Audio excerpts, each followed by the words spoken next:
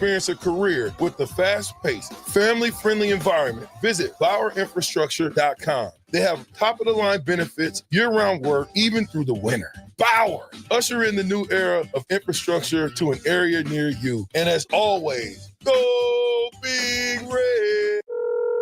Hello. Thank you. Angela, we have to break up. But why? Because you're a robot and I'm just a guy trying to get better internet. It's Aloe Fiber, isn't it? I always knew you wanted faster speeds. My contract isn't good enough for you. Face it, Angela, they let me talk to real people. Press 4 to break my heart. Oh wait, you already did. Visit aloefiber.com to switch today.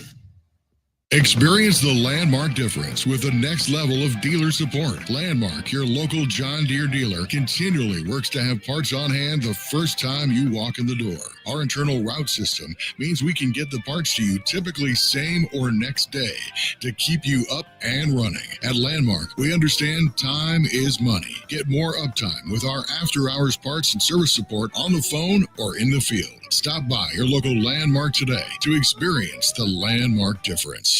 At Farm Bureau Financial Services, we strive to provide you with the right coverages for all your insurance needs by taking the time to meet with you and review what coverages best fit your needs. So whether you're in the market for home, auto, farm, business, life, or a combination of any of these coverages, we can help with making sure you, your family, or your business have the right coverage based on your individual needs. If you would like to review your insurance needs, please contact Ben Spurt with Farm Bureau Financial Services at 402-217-9945 or through email at ben.spurt@fbfs.com.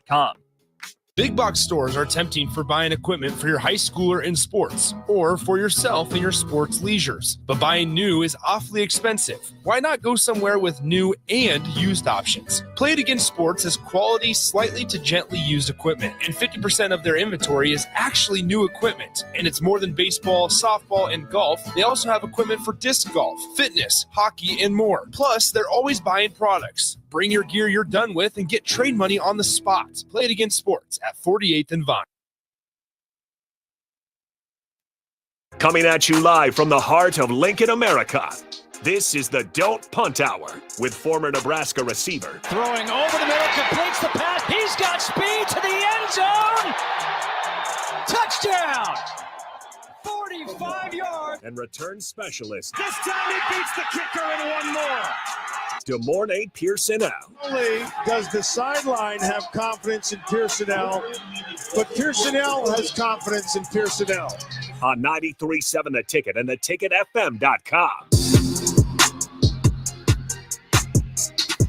All right, welcome in to Don't Punt Hour. Harrison Arms on the ones and twos. As always, you guys can always join in. 402-464-5685. We are not on the brick and mortar, but if you're listening, that means you found the streams regardless. We do got some March Madness hoops for you guys. We got that tonight and once again tomorrow night. Good morning, Pierson-El. How's it going at day one of March Madness? It's going pretty good, starting off not too shabby. I was just going to ask, how's the bracket holding up here? I will say it's been pretty chalk. So most of the brackets are holding up all right for the most part. For the most part, I'm right on cue, called certain things and everything like that. So I'm feeling good. Give me your best pick so far, and tell me it's McNeese State. Yeah, that's exactly what it is. I was having this conversation earlier.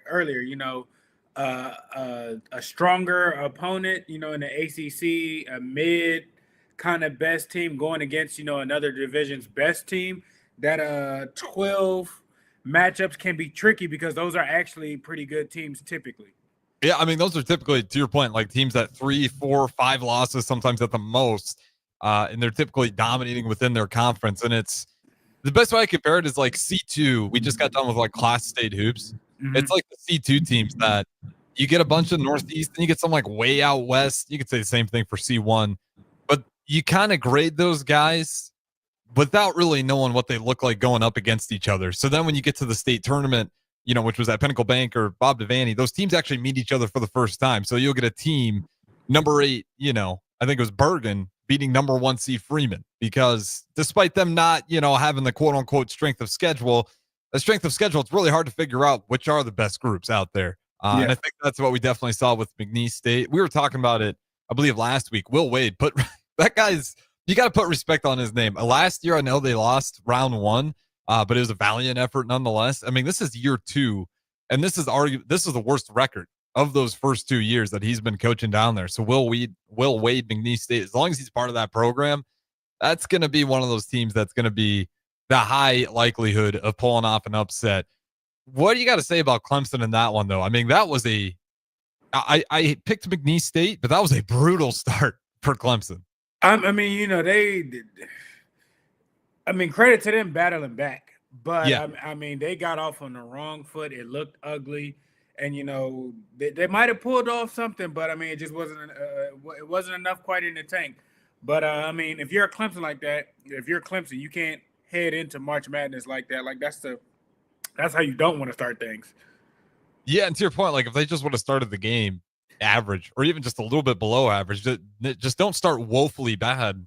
They lost by 2 points. They almost came all the way back. And I think they were getting at some point in time. I mean, I think it was over 20, if I'm not mistaken. Oh yeah, it was 11-30 something at half. So they were down 20. Crazy. To have 11 points at half is bewildering for a number 5 seed in the tournament.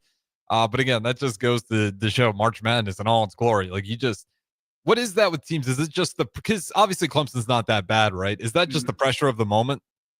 No, I don't think it's the pressure of the moment. I mean, I think it's a combination of a few things. One being, Clemson might have thought they were in the ACC, better basketball, tougher competition. You kind of overlook your opponent just a little bit. 2, not starting off with the right energy to kind of taking them kind of seriously.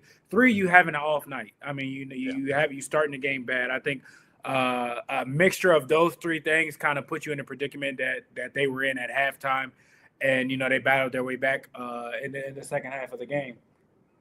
Yeah, and like you look at the end of the game stats for them, it's really not too bad. It's not great, but 27-62. I think they're probably about 10% heading into halftime. So they did a lot to try to get things back even. Where they got killed, though, is free throws. You go back, you can win the game. 11 of 22 from free throws. Then you look at McNeese State, who took care of business at the line, 16 of 19. I mean, that was, despite as ugly as the first half was, that's where Clemson really lost. They could have kept themselves alive, and they couldn't even won it. But, I mean, you're shooting 50% at the stripe, and you get 22 of them. That's going to kill you. Probably the best game so far that's still going on today, though. We do got Arkansas and Kansas. That's the one SEC team I put some respect on because Calipari is that guy. I think Arkansas upsets Kansas. That's what I have in my bracket. I was talking to a few people about this earlier. A lot of these SEC teams, have 13, 14 losses and everything like that. They have 14 teams in the tournament. Yeah. So if they play somebody twice in the tournament or, in a regular season, they might split one or whatnot. That's, one guaranteed loss to at least majority of the teams that made the tournament. So they're a good team, and that's, that's an understandable loss. So don't take, any of those SEC teams, kind of forsaken. They're a good team and can probably give, some of these other, teams that may be ranked higher than them a run for their money. So I think that's the kind of the first big upset.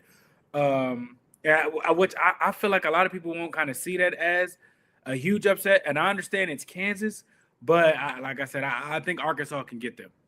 Yeah, I got the same thing. We're gonna, I think, agree more often on this hour than I originally thought. But yeah, I got the same thing. I picked Arkansas. Just when you get a coach like that and Calipari as well, I just got a lot of confidence. One year, great coaches. Like it's just when he first got there, it was a little bit underwhelming, I think, for most Razorback fans. And then it's like you just give that guy time, and sure enough, you're starting to see the results. They haven't won it yet, but I mean, being up by 3, and Kansas is firing off on all cylinders. So this is a good Kansas team that's showing up. Again, we talked about that Clemson game. I mean, both of these teams have well outscored what Clemson had in that first half. Arkansas 47. I think there's been about 8 lead changes already within that game. Number 7 seeded Kansas 44. That's probably got to be the toughest 10 seed in the entire tournament is Arkansas. That's where I Kansas. I would think so. Calipari hasn't even been there a year. They already got 20 wins. I understand that, they weren't as successful as they might have wanted to be, but from where they were in a span of, let's just say, 6 months, if you're an Arkansas fan, you have to be happy. You have to feel comfortable with what the future brings. So regardless of what they do, even if they do, they do lose in the first round or whatnot, 20 wins, I want to say, I think they're like 20 something and 13, 20 something and 14, if I'm not mistaken. For a first year guy who's been there less than 6 months or around 6 months, you have to be happy. I think that's a win for them this season, regardless of how they finish in the tournament. Yeah, and it's just you're getting back to that point where you're going to be, as long as he's there, I think you'll be consistent tourney teams. And if you're in the SEC, as we just saw this year, the SEC is getting a lot of bias, whether it's right or wrong. We'll find out at the end of this tournament. But again, you get 14 teams in there. Obviously, you get the one automatic bid with the conference championship. 13 others on paper were good enough to the committee to make it. And so that's how you get an Arkansas all the way at that 10. But like I said before, that's probably one of the worst 10s you can draw if you're Kansas, because we just saw it right then and there. I mean, they're lightening up. And again, this is Kansas playing a really good basketball as well. But it's just going to be a tough one. If the second half is anything like the first, this will be by far and away the best game of the tourney so far. Some other games, Tennessee, Wofford. I think most people have Tennessee. Tennessee might be sweating at times, but it looks like they're consistently pulling away. It's getting close to 10, and they pull away again. You got Yale and Texas A&M. Texas A&M ahead, but only by 6 points, so maybe they're sweating a little bit. And then Drake and Missouri. The nation's picking Drake on this one. Where did you land? That's one of them, the same type of matchups with as McNeese and Clemson. I think Mizzou might overlook them because Drake is a good team. They're playing really well. But again, it's an SEC team with a packed, SEC, like with a packed SEC. Mizzou's played fairly well or whatnot. So I want to pick Drake, but something's telling me that the SEC will pull it out in the second half. Yeah, I got Missouri in it, but right now Drake is leading at 15-10. This has been definitely one of the slower games. It looks like no team has really caught their rhythm offensively, which is probably good for Missouri. If Missouri can have a more of the athletic game where things slow down and eventually it just comes to a few athletic plays down the stretch, or in that second half, try to speed things up. But Drake doing a good job so far. And then some of the other games throughout the day. Do you have any expectations on Yale? No.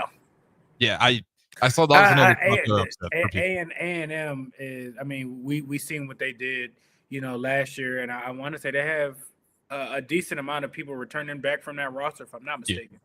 Yeah. Again, nothing against the Smarties, but it's a different ball game. Not gonna overlook them or whatnot. They could be the one, but I think A&M will have a lot of size. They will have a lot of athleticism that will give Yale some problems. Absolutely. And from YouTube here, I'll be honest, I got no idea what that means. Marty Pierson-El, what are your thoughts? Couldn't tell you. Yeah, if they can or can't, I don't know how much that matters, but you guys can join in anyways. Shout out to Stephen Williams off of YouTube there, talking about if our punters some sort of test. I'm not exactly sure what that test looks like. I guess accuracy. I guess I'm not sure. Get the snap down first. That's what I'd say. Let's just one thing at a time here before I worry about kicking empty cans around. Purdue. I want to talk about this game a little bit. High Point had a chance to upset Purdue. Yeah. I don't know what goes on with Purdue in these games. They'd end up pulling away pretty comfortably, 75-63. But for a lot of that game, you're like, I don't know. What is it about Purdue? And just especially early on, they seem to get themselves in high water quickly. And it's a very experienced tourney team. Like, they're there every single year. It's hard to put and say exactly what it is. I don't know if it's jitters. I don't know if it's just kind of, trying to do too much and just kind of things finally settle in and they kind of take care of business. Not only them, but I'm worried for a lot of teams in the Big Ten.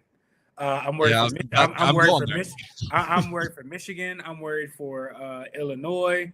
So I mean, I don't know exactly what the issue is with Purdue. They always kind of start slow or whatever. They build off of things, and they don't have an Edey to kind of bail them out. They're not as dominant as they have been. I know they have a high seed or whatnot, but I'm not I'm not taking the cheese on it. Yeah, I mean, to your point, they're a 4 seed, but we're used to them being the 1 seed over and over and over again, at least for the past few years with what they've had. To me, it's, it's easy to bang on Purdue because they're always the high seed within this, but I think you kind of hit it right there. Something goes on with the Big Ten. And I get nervous every time because the Big Ten typically has a pretty bad showing. Out of all the Big Ten teams in the mix right now, who do you feel Maryland. Okay. I like Maryland the most. I'm confident with them. They can speed things up. They can slow things down. They have good size. They have good athleticism. Maryland, I think, is going to be an issue as long as they don't get in their way or have like a bad opening or a bad shooting night or just a bad, a day off. But I think I can hang my hat comfortably on Maryland taking care of business. Maryland, out of all the Big Ten teams. Well, they got some veteran leadership for sure on that team as well. They got guys that have been around, and that, to me, anyways, when I look at these tournaments, that always seems to play really well. Is like, do you actually have some veteran leadership, guys that have been on, not just in the tournament, but been around the college game long enough? And again, that's why Auburn, who shaky down the stretch, I might regret it, but again, they figured out a way to buckle up and get things done, especially in that second half. Because again, a bunch of 23-year-olds on that roster. Auburn's going to have their hands full with Creighton. They play is it Alabama next or Creighton? No, Creighton. They play Creighton. Yeah, they're going to get tested early, and I think it's only going to get harder for them moving forward. Yeah, for anyone who picked Auburn, which I'm one of them, I think I got them as far as the Final Four. I'm sweating about that. I chose to ignore the cold stretch down the end there, which might have been stupid to do. They haven't been hot. They're not the same kind of hot team. They're not really playing as consistent or as dominant as I think they can or as I would like. And you run across the right team. And I know Houston is up there, but a gritty team like Houston or like Illinois team last year, how they were gritty and they were a problem. You run across a team like that, which Creighton can be something similar to that, I think will give Auburn issues. Yeah, and Kalkbrenner played amazing in that first game. Like and they're shooting lights out. They want to try to cover Kalkbrenner, but then as a result, they're leaving 3-point shooters open all over. You got to pick your poison. And when Nebraska played Creighton earlier in the year, and how we won is we were picking the 3-point shooters. Luckily for us, they had one of the worst days they had probably within the last 2 seasons from the 3-point line, and the Huskers were able to take care of business. But we just saw, versus Louisville, when Creighton is making threes and you're choosing to double Kalkbrenner, it just becomes a nightmare of a situation. And Louisville, got that firsthand experience. Chucky Hepburn, I thought he played all right. It's just not enough, when Creighton's shooting the ball that well. And then you also got to worry about Kalkbrenner, who feels like he's been in the league forever, another really veteran player. Creighton's going to be tough. I'm not like giving all lost hopes on Auburn. Again, they won the game by 20. The only thing I would note is the first half felt a little bit like maybe you're sweating it, not as well as like you think they're going to lose the game, but it's maybe not the Auburn you were anticipating. If they look like the second half version of Auburn throughout the tournament, then you feel a lot better about it. But if that first half Auburn shows up at all versus Creighton, we could see Creighton go ahead and upsetting that number 1 seed. Out of all the 1 seeds so far, which one do you like the most? That we've actually seen some tape on him now. Houston. That's my champion. That's exactly what I wanted to see. You can the 2 teams I think out of the tournament that I think should scare people or give them the most difficulty is Houston and St. John's, just because of the defensive aspect of things. I know St. John's, they don't shoot the 3 a lot, but if you can make teams uncomfortable, take bad shots and everything like that, that can lead to, transition points. That can lead to turnovers, momentum, energy, and those type of teams can thrive off of that and can, propel them. So those 2 teams scare me, but Houston, they're athletic as ever. They play lockdown defense, inside, outside. It doesn't matter. They're an experienced bunch. A bunch of group. The coach has them firing. I understand what Florida is. I understand Auburn, but I'm telling you, Houston, I think could be an issue for everybody. Who is your champion? I want Houston to win it. I got you. That's who I picked. I don't like Duke. So good. I grew up a North Carolina fan, so I would never pick Duke. I hate Duke. Florida, and they were dominant and won the SEC. They kind of went on a roll. We'll see how people have got time to scout you and whatnot, and then he's a bigger body guy. We'll see how long wear and tear goes. You just went through a tournament, now you got to turn around and go through another one, and it's not going to be easy. Each round it gets harder. People harder fouls and whatnot. So we'll see how long and how long they last, and durability we'll take into account. But I'm not bought in on Florida. Yeah, Florida, it's like when Florida's right, they look like the best team, and it's not even close. But they do have some games where you're scratching your head, and the defense isn't quite good enough to where, if they have an off day on offense, they definitely lose to teams that are quote unquote less on paper. Let me pull up. So their defensive rating, and again, it's not bad. You're going to be that high of a seed, but their 10th defensive rating. And again, when you look at Duke, their 4th defense, number 3 in offense. To your point, Florida does have the number 1 offense heading into this tournament. But again, that defense, when you have a weak day and say you are playing at Houston, I'm not sure where they could possibly match up. I think it'd have to be somewhere in the Final Four or something like that. Yeah. But when you have a matchup like that, or the championship, I think, because I think they're on opposite sides. You're right. It would have to be a championship matchup. Which again, I like Houston more. Just anytime you have defense is much more consistent than offense. So that's why I'm always high on the good defensive teams. And typically that's where you're going to see a lot of your champions, because they're going to be top 5 offense, or maybe not top 5, but at least top 10 in both of those categories. So Florida's like right on the edge of that for me. I think they'll make a deep run. It's going to be a while before they run into a team whose defense is good enough to deal with that type of athleticism. And they got bodies, right? That's one thing Florida definitely has, is they got a lot of depth on that team. So if the offense isn't clicking with that starting unit, they might find it on their bench. But eventually, again, why I love Houston so much. Do you remember when Baylor won it? It might have been like 2019. It's a few years back now. Is that what that wasn't what AC and Cartwright, what was it? That squad? I know they had a real good squad. I think it was that squad. What it was just that defense. Unbearable. Like, I just remember watching that championship game, and it's like, okay, I can see why these guys won. That's kind of why I like Houston so much this year, is it's just they can really take you out of sync early in the game, and the longer you take to figure out a way to deal with that pressure, the bigger that lead gets. And that's exactly what we saw with Houston today. Now, obviously, the other team was outmatched, but again, they're good enough to take some of the best teams offensively and just have them struggling for an entire half. So that, to me, those are the teams that you got to watch out if you're Florida. You get a team like Houston, who's just going to be relentless for the first and second half, who's also got some bodies like Florida where they can sub guys in and out when they get tired.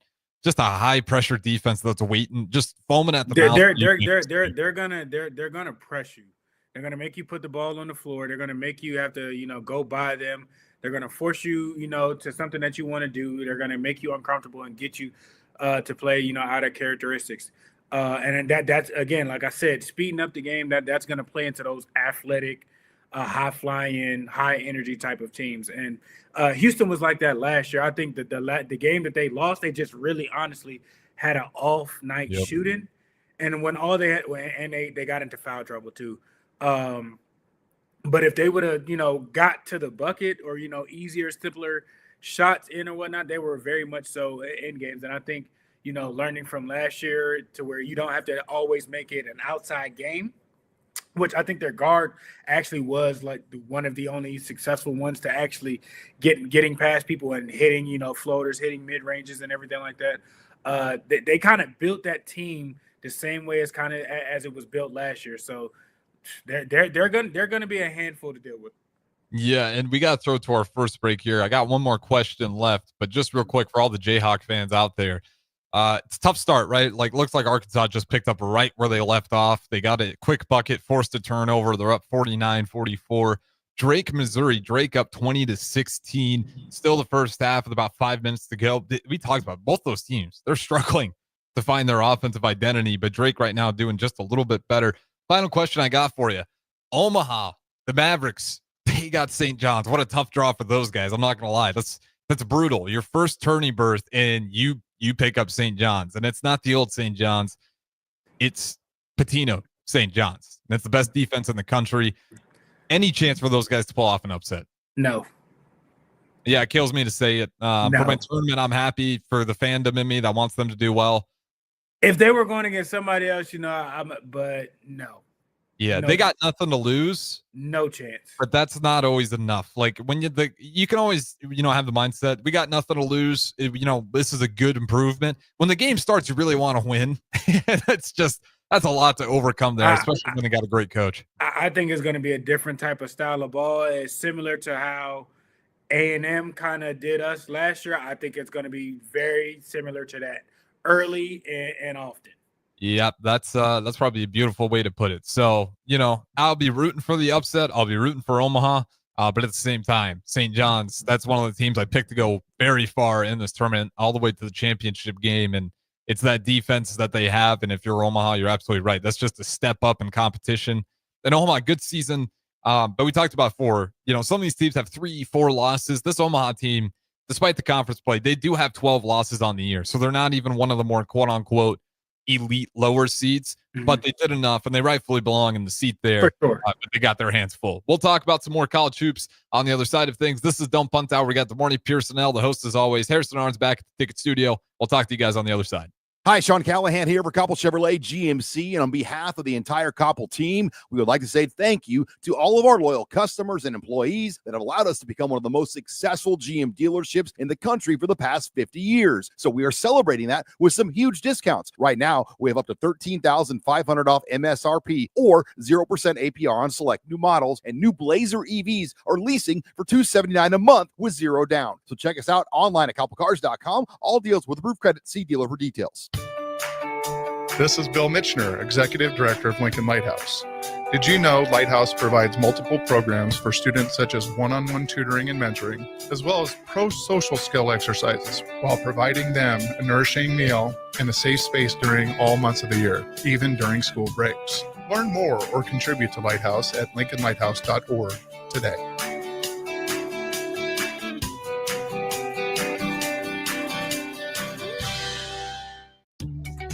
Are you ready for a new opportunity? Check out Sandhills Global. Join a dynamic team where your skills are valued and your career can soar. We offer full-time positions with a 4.5-day work week, competitive pay, excellent benefits, and a positive work environment. From IT and marketing to sales and finance, we're looking for talented individuals just like you. Apply today at sandhills.jobs and take the first step towards an exciting future. That's sandhills.jobs. Don't wait, apply now. Not many businesses can say they've made it 60 years, but Madsen's Bowling and Billiards can. With 12 bowling lanes and the biggest pool room in Nebraska, where else would you go to enjoy an afternoon or evening? There's great daily specials like $2 Tuesdays. Games of bowling, shoe rental, draft beers, and tacos, all just $2 each. Have a delicious burger at EJ's Lounge before or after your bowling or pool session, and you'll leave satisfied. Madsen's Bowling and Billiards at 47th and Dudley. Attention all wing fans! Buffalo Wings and Rings has daily specials that will make you want to stop in on all days of the week. Kids eat free on Mondays, and on Tuesdays, enjoy 89-cent boneless or traditional wings at a price that makes the whole family happy. And come back on Wednesdays for $1.29 chicken tenders all day long. Get to Wings and Rings today at 68th and O or in Williamsburg Village. I used to smoke. I thought of cigarettes as my best friend. They were always there for me when I needed a break. I also thought cigarettes were my best friend, and then they gave me peripheral artery disease. I smoked and had a stroke. Actually, multiple strokes. I smoked and have heart disease. Here's my tip. If cigarettes are your friend, you need a better friend. Call the Nebraska Tobacco Quit Line, 1-800-QUIT-NOW, 1-800-784-8669. Paid for by Tobacco Free Nebraska. Aired with the Nebraska Broadcasters Association and this station. Rashawn Jackson here for Bauer Infrastructure, a veteran-owned local company proudly serving Lincoln, Lancaster County, and the surrounding areas. Bauer provides quality work at an affordable price, and they're growing rapidly. If you want to experience a career with a fast-paced, family-friendly environment, visit bauerinfrastructure.com. Bauerinfrastructure.com. They have top-of-the-line benefits, year-round work, even through the winter. Bauer, usher in the new era of infrastructure to an area near you. And as always, go Big Red. Hello. Angela, we have to break up. But why? Because you're a robot and I'm just a guy trying to get better internet. It's Ella Fiber, isn't it? I always knew you wanted faster speeds. My contract isn't good enough for you. Face it, Angela, they let me talk to real people. Press 4 to break my heart. Oh wait, you already did. Visit allofiber.com to switch today. Experience the Landmark difference with the next level of dealer support. Landmark, your local John Deere dealer, continually works to have parts on hand the first time you walk in the door. Our internal route system means we can get the parts to you typically same or next day to keep you up and running. At Landmark, we understand time is money. Get more uptime with our after-hours parts and service support on the phone or in the field. Stop by your local Landmark today to experience the Landmark difference. At Farm Bureau Financial Services, we strive to provide you with the right coverages for all your insurance needs by taking the time to meet with you and review what coverages best fit your needs. So whether you're in the market for home, auto, farm, business, life, or a combination of any of these coverages, we can help with making sure you, your family, or your business have the right coverage based on your individual needs. If you would like to review your insurance needs, please contact Ben Spurt with Farm Bureau Financial Services at 402-217-9945 or through email at ben.spurt@fbfs.com. Big box stores are tempting for buying equipment for your high schooler in sports or for yourself in your sports leisures. But buying new is awfully expensive. Why not go somewhere with new and used options? Play It Against Sports has quality, slightly to gently used equipment, and 50% of their inventory is actually new equipment. And it's more than baseball, softball, and golf. They also have equipment for disc golf, fitness, hockey, and more. Plus, they're always buying products. Bring your gear you're done with and get trade money on the spot. Play It Against Sports at 48th and Vine. Hi, Sean Callahan here for Koppel Chevrolet GMC. And on behalf of the entire Koppel team, we would like to say thank you to all of our loyal customers and employees that have allowed us to become one of the most successful GM dealerships in the country for the past 50 years. So we are celebrating that with some huge discounts. Right now, we have up to $13,500 off MSRP or 0% APR on select new models, and new Blazer EVs are leasing for $279 a month with zero down. So check us out online at koppelcars.com. All deals with approved credit. See dealer for detail.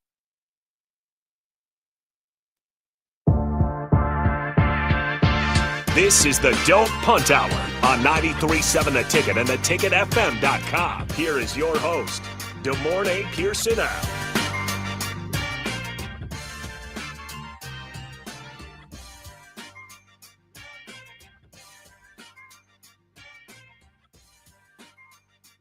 All right, welcome back in segment number 2, Don't Punt Hour, continuing to talk some college hoops here on 93.7 The Ticket, ticketfm.com. We got the co-host, Morning Pierson-El, joining me as always. Some more score updates for you since the last break. Tennessee looks like they're going to hold on. Well, there's still about 6 minutes of play here, but they're continuing to stretch out that lead there, up by 13 now. Arkansas they were up by 11. Now, scratch that. They're only up by about 10 now. It's the 47-55. Texas A&M leading Yale by 11, 40-29. Drake leading Missouri by 6, 24-18.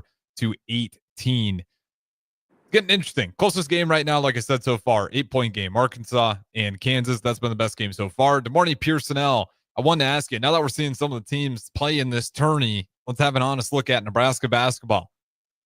Do we feel like Nebraska basketball belonged in this tourney? The way that them last 5 games went, no. Yeah, I'd say the only one so far is the Clemson game. And maybe they could replace Georgia versus Gonzaga, but that's about it. Pretty much. If it was just a bad showing down the stretch. I think they were capable of playing. If they would have got, a Gonzaga, Georgia type matchup, I think they would have been fine. It would have been one of those ones where they can battle through it, but they hit another skit, and it just if it would have continued to play like that, if they would have continued to play like that, into this, I think it would have been bad. If they would have gotten to the Big Ten tournament and kind of stacked some wins completely differently, but again, I mean, we were just an inconsistent team. We knew who was going to show up, and then we would hope for others to join the party. Yeah, the tournament's always a really good litmus test because you do get the teams, the Drakes, the Yales. Like even watching Yale compete with Texas A&M, like 29 to 40. That's pretty good. You go watch Yale play and how they're playing. It's maybe Nebraska has a chance against Yale, but Yale's playing really good basketball. And last time we played Texas A&M, we got blown out. So again, it's just kind of good to put in perspective where this program's at. How far away are we from being one of these consistent teams? Because I mean, it could be next year, but a lot of that's going to depend on recruiting. I don't think we're too far off. I think we're right there. Again, it's just the athletes have to continue to show up collectively as a group, because the coach is putting them in the proper position. Like I said, I think outside of maybe one or two games, where the scoring got bad, but for majority of it, most of the games were at least under 10 points. I don't think it wasn't too many that got over. I think 10 points that was a bad loss or anything like that. So we're competitive. We're in it. It's just, again, in the games that you did lose or that we did lose, if you go back and look at it, what happened? The team wasn't consistent enough. The team wasn't consistent enough that showed up that day to give us the win. If you had two or three people, average, like I said, 12 points, at least 7 of those losses probably would have been victories. Yeah, that's, as much as I love defense that I've been talking about, like you need some offense to go along with it. Otherwise, it just doesn't matter. Looking at the Missouri Drake game, like you could argue Missouri's doing a pretty decent job.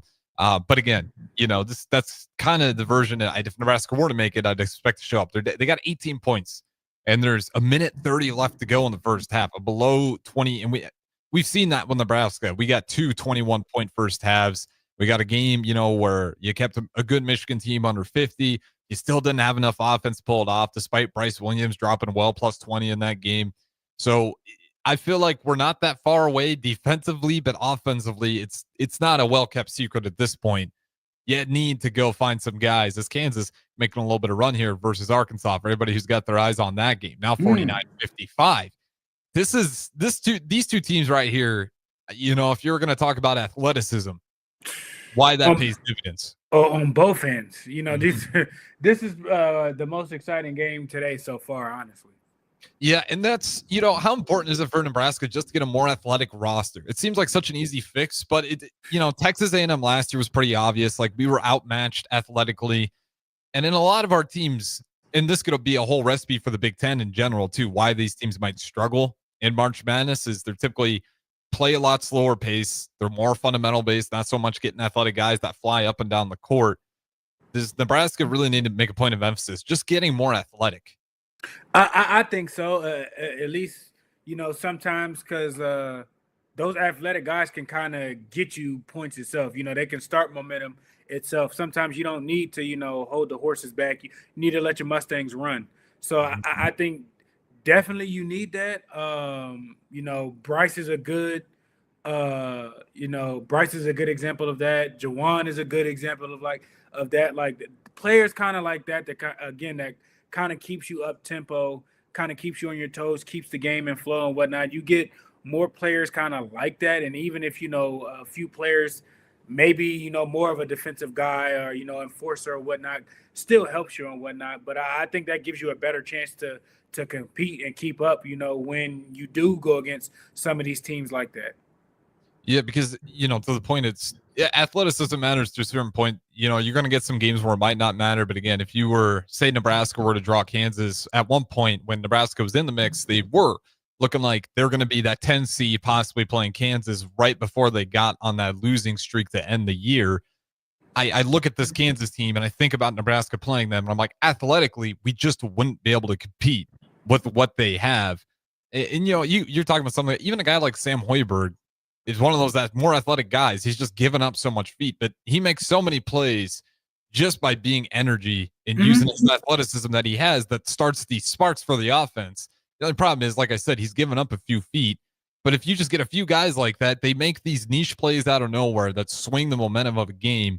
And unfortunately, for a few years in a row now, Nebraska just hasn't really had one of those guys. Yes, it's Juwan Gary, but you got to have more than just a few. You got it. He can't, do him himself. You got to at least have, I think, two more other guys that can kind of play off of that and help your roster. Now, I'm not saying they got to average 15 a night or whatnot, but they can get you a couple of fast break steals here and there, a couple putbacks, blocking shots, just to turn the tables a little bit. That kind of keeps things keeps you on your toes. The tangible things that maybe necessarily that the box score doesn't necessarily show up, but once you watch the game continuously, they always show up on tape.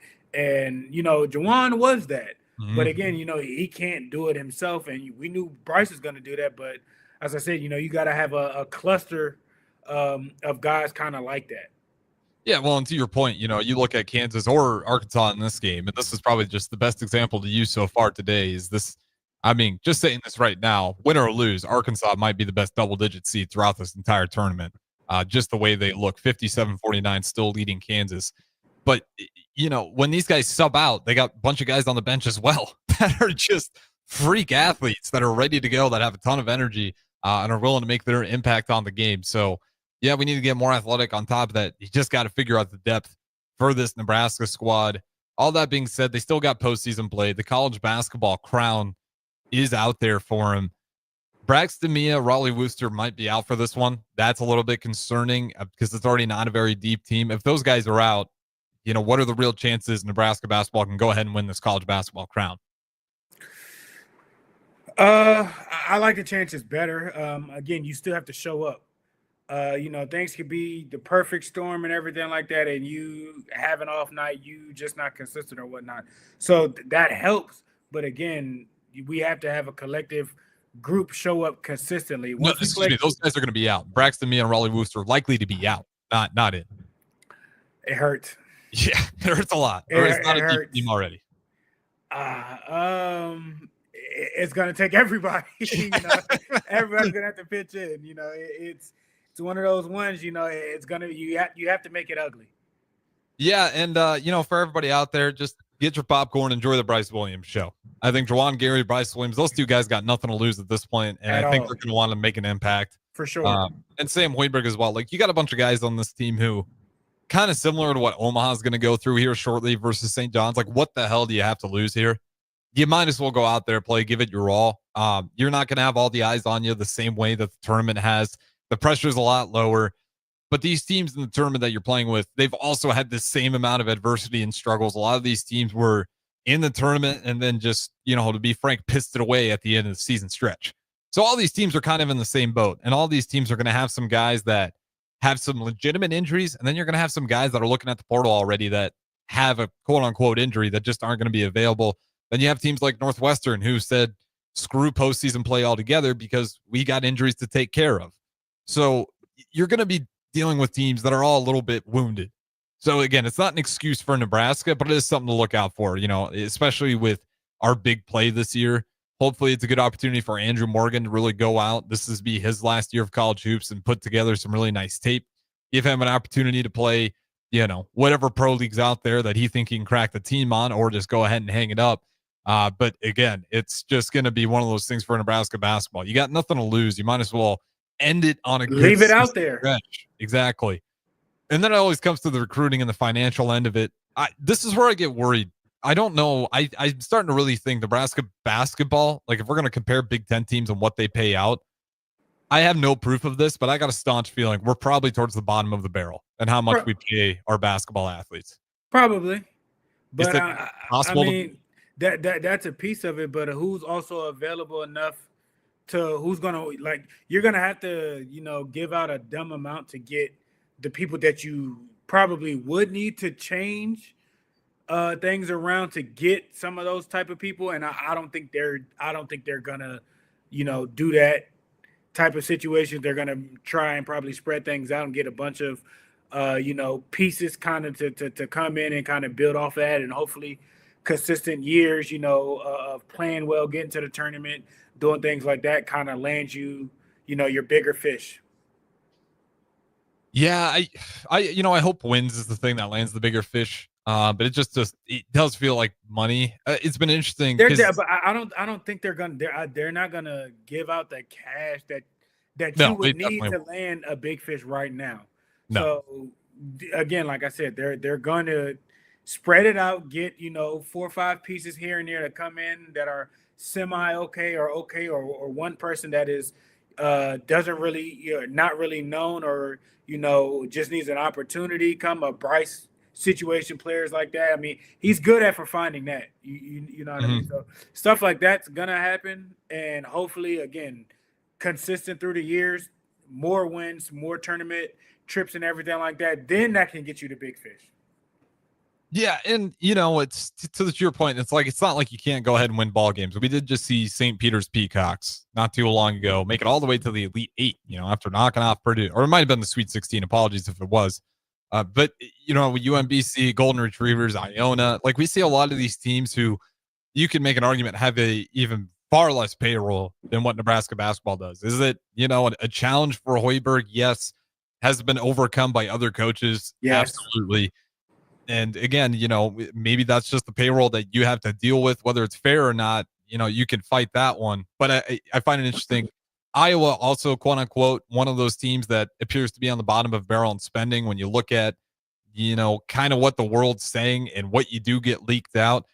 And I do think that's kind of where I'm thinking Nebraska's on that same level, because those are the guys that Nebraska seems to be going after in the transfer portal, are a lot of those Iowa guys, the guys that maybe don't demand nearly as much NIL money. So again, that's all speculation, but in a world of NIL where it only takes a few good guys to change a program around, that number is expensive. I'm hearing numbers as close to, $1 million for just an average starter. We're not even talking a superstar. We're talking a solid starter in the league is going to cost you about $1 million.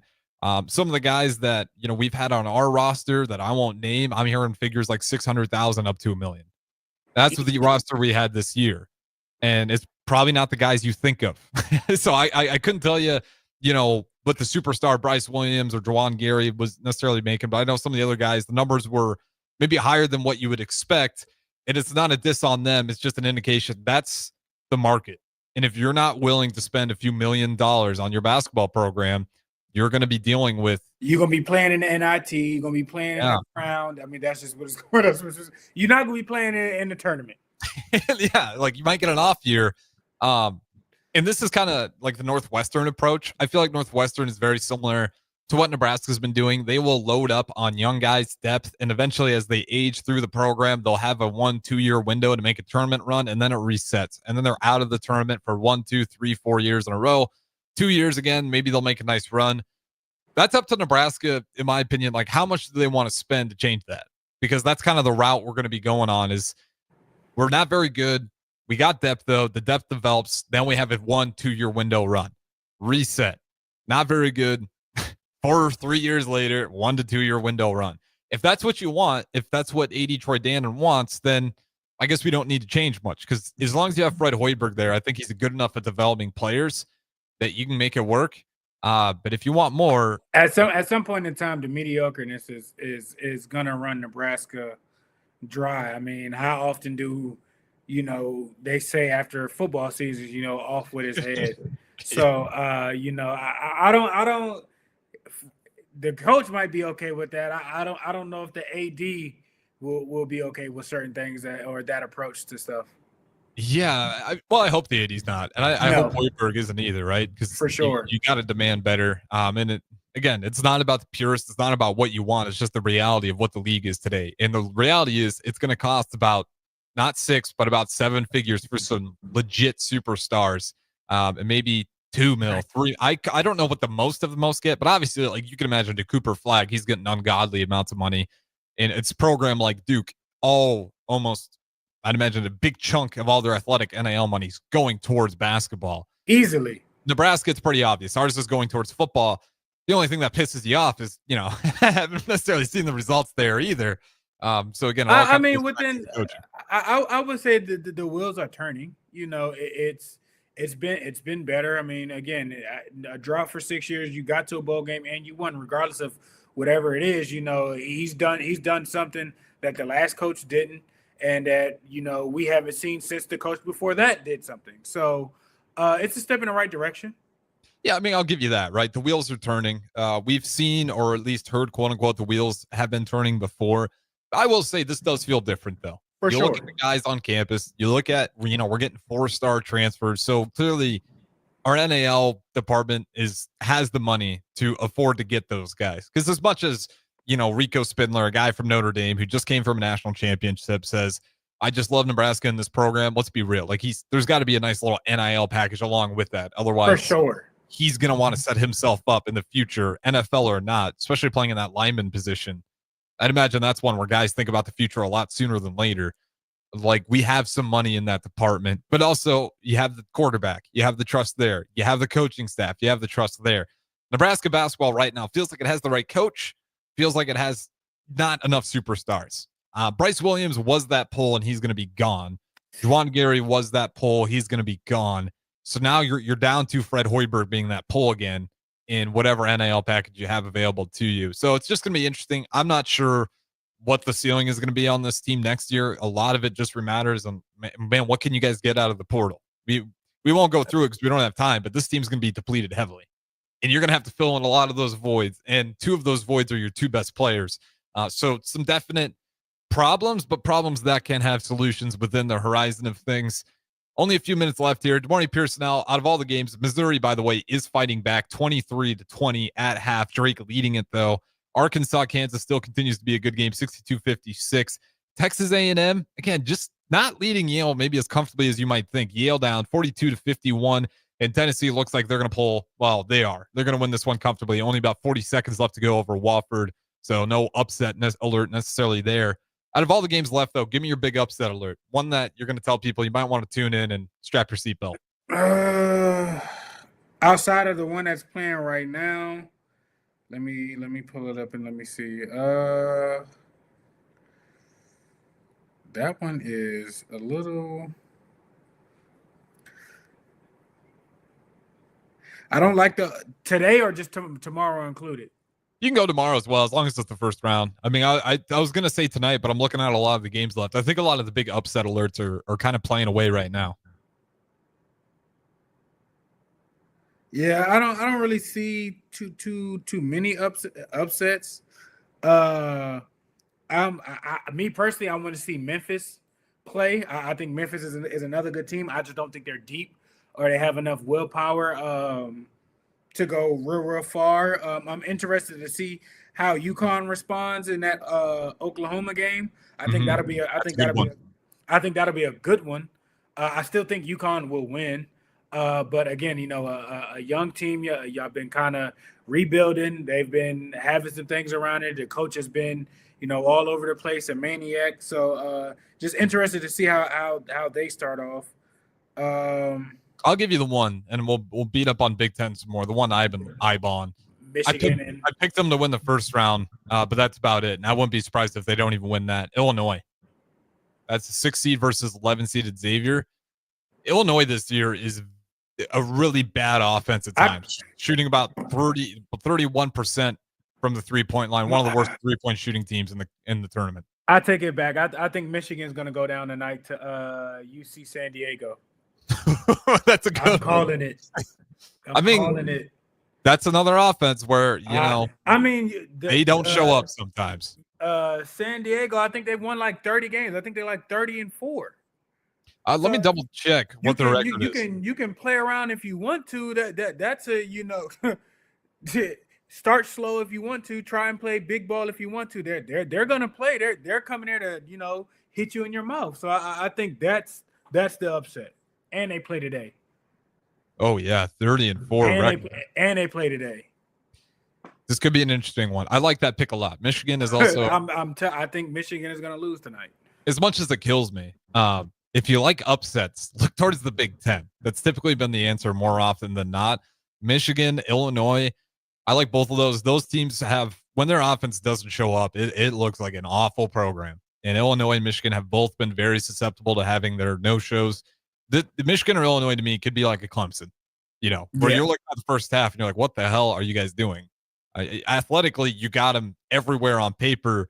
But if either of those teams, which we've seen many times before, start bricking shots from 3 over and over, especially, in that Illinois game. Xavier, if they get hot from 3, I can easily see them losing. The only thing about Michigan that gives me some hope is I don't know what, UC San Diego has to deal with the 7-footers.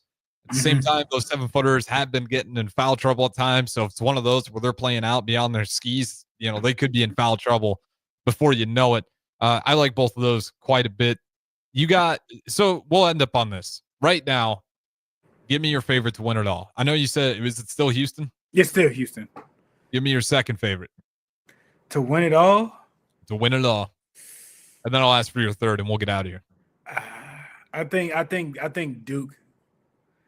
Honestly, like you with Flag coming back and their route and everything like that, they're a force to be reckoned with. I think Duke would be second. I'm the same way. I also have Duke second, and then I'll steal 3 from you. I got St. John's probably the third most likely. Ooh, okay. I love that defense. I've been raving about it the entire March Madness tournament, and that's the best defense in this entire thing. I'm not mad at that. I like that one. I'm trying to not go obvious, because you can say Florida. Yeah, but I don't like Florida that much though. I don't like Florida down the stretch. I don't like Tennessee down the stretch. Tennessee, I feel like if it's a chippy game and they're not hot and energetic, I think they're subject to lose. I don't like Auburn. That third one is hard. The third one's a mixed bag. I'm not really high on St. John. I like St. John's. I'll go Alabama. I like it. There it is. I'll take Alabama.